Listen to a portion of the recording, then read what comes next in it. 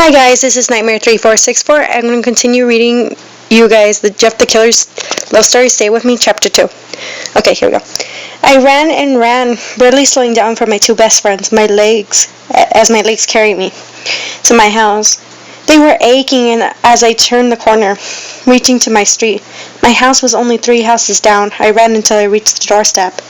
Finally stopping, breathing heavily out of exhaustion, Taya and Sam stood before me, trying to catch their breaths as well. What the hell, Serena? Taya was glaring at me. I stood there for a moment, avoiding her glance, and stared at my feet.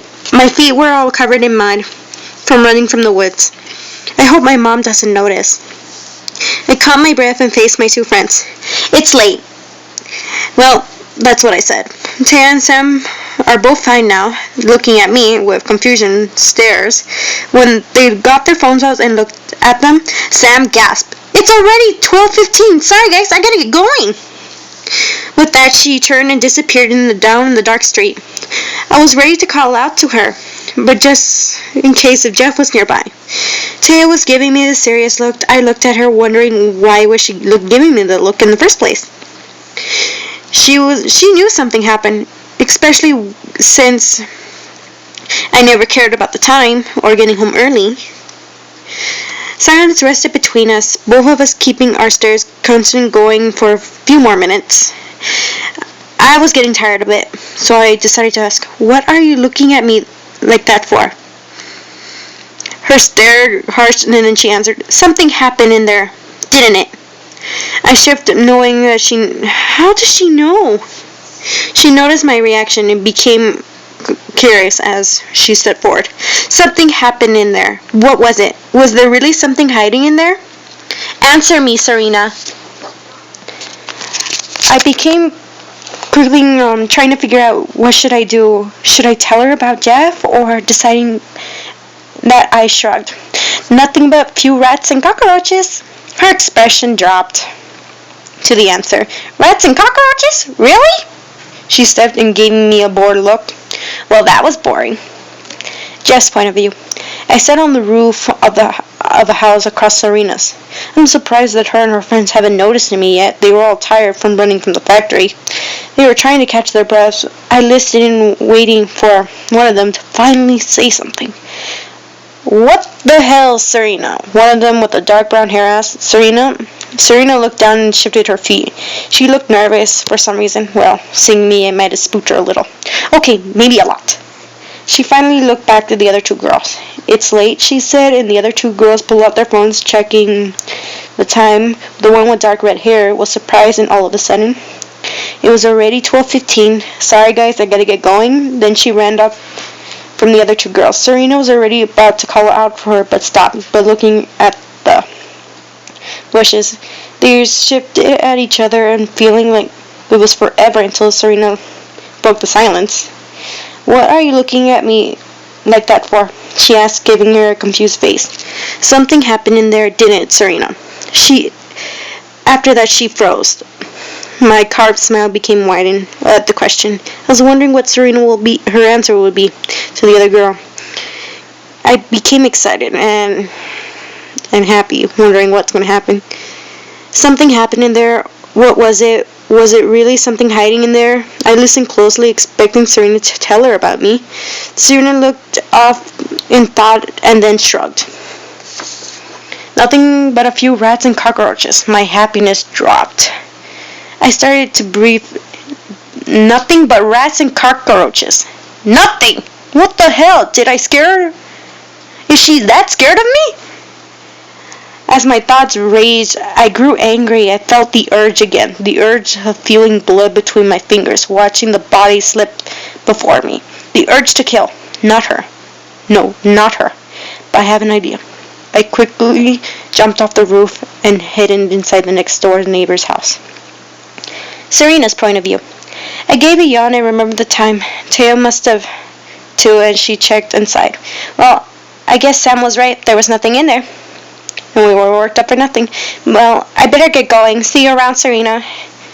She yawned as she turned and began making her way down to her house. I waved goodbye, yawning again. Facing my front door, I walked and pulled out my keys and stuck the key in the door, only unlocking the bottom one. I guess my parents left it that way, I suppose. After unlocking, I pushed the door open. I walked inside. It was dark. Luckily, I knew the place like the back of my hand. I slipped off my shoes and instantly tried up the stairs. They were carpeted. It will make it easy for me to slip by my parents' room into mine. I reached to my room and opened the door. I checked and listened quietly, wondering if anyone was there. So I froze and listened for a moment. Phew, I whispered. Lightly, I shut the door. My room was only lit by the moonlight outside. It made it cleaning, especially after tonight. Setting my shoes down, I hurried and dressed in my favorite baseball shorts and a short tank top. I walked to my bed and slipped in. I pulled up my black and purple comforter up to my chin and slipped my head into my pillow and slowly drifting off to dreamland. I woke up all of a sudden of screaming. My dark ocean blue eyes shot open when I looked at the time and my alarm clock. It was already 1:32. I only slept like about 40 minutes. Shaking my head, I looked wondering who was screaming or where is it coming from. It sounded like Peggy. Getting off my bed, I headed towards my window, facing my next door neighbor's large bedroom. My window,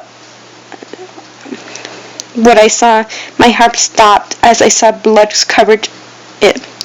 It looked like it's been splattered on it.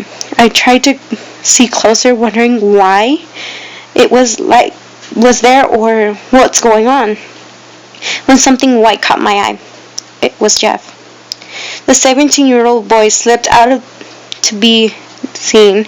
He stared at me with that horrific smile, looking larger than normal. I stared with shock at him.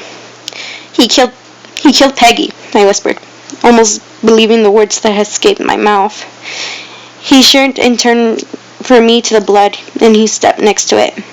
Taking another glance to me and then to the current blood splattered on the wall, he began drawing something with his finger. I stared intensely, watching with what is he stroking with his finger. I gasp escaped my lips as he finished. In the middle of the blood was a large heart, drawn along with words, "You're above it," and "beautiful" below it. I could feel my breath became shrinking as he smiled back at me, his teeth barely showing. He gave a soft grin and then he never held before. He wanted me. He was unsure why I was going to be his next victim. Before he saw my face, strange feeling coming over him. One that was casually odd than the killing urge. Something he only had felt for his brother. But this feeling is even different from that. He came back out of that when he heard the sound of a door unlocking. He was downstairs in the house. He turned and looked back at the old woman's bedroom. Someone was home, and he better get out of there.